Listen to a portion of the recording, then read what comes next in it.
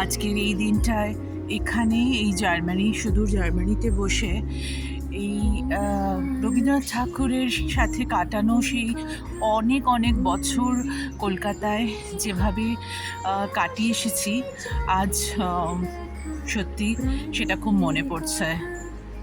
সাহিত্য, কাব্য, বাংলা, আমার বাংলা, সব কিছু এই পৃথিবীর এই প্রান্তে এসেও সেই শিকড়টা ওইভাবেই আজও টানে। আমি বোধহয় হারিয়ে যেতে পারিনি এই দুনিয়ার। একটা কথা আছে না, মানুষ যেখানে থাকবে সেখানকার মতন করে চলতে হয়। সেখানকার মতন করে হয়তো চলেছি, কিন্তু মন থেকে, ভেতর থেকে কিছুতেই আমার বাংলাটাকে, আমার মাতৃভূমি, আমার রবীন্দ্রনাথ কাউকেই ভুলে উঠতে পারিনি।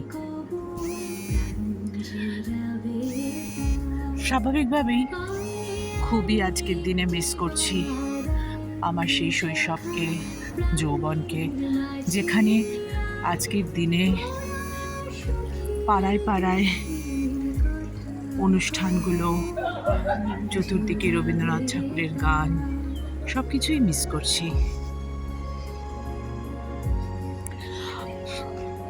শঙ্খ ঘোষের বোধহয় একটি কবিতা ছিল, বাবুমশাই।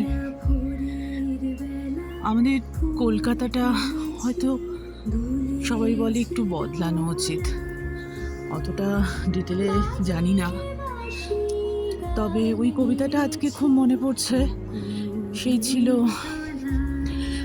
সে ছিল একদিন আমাদের যৌবনে কলকাতা, বেঁচেছিলাম বলেই সবার কিনেছিলাম মাথার তাছাড়া ভাই আমরা সবাই জেনেছিলাম হবে নতুন সমাজ চোখের সামনে, বিপ্লবে বিপ্লবে যাবে খোলনলিচা, পাল্টে বিচার করবে নিচু জনে। কিন্তু সেদিন খুব কাছে নয়, জানুক সেটা মনে মিত্র বাবুমশাই বিষয়ে অশায় বাড়িয়ে যান তাই। সেই বাবুমশাই কি আজও বিদ্যমান? কোথায় সেই নিচুজন? তারা সমাজটাকে বদলে দিতে পারবে, জানি না কবে, কখন, কিভাবে। তবু সেই আশায় রইলাম কলকাতার ভালো খবরগুলো যেন সময় সময় পাই।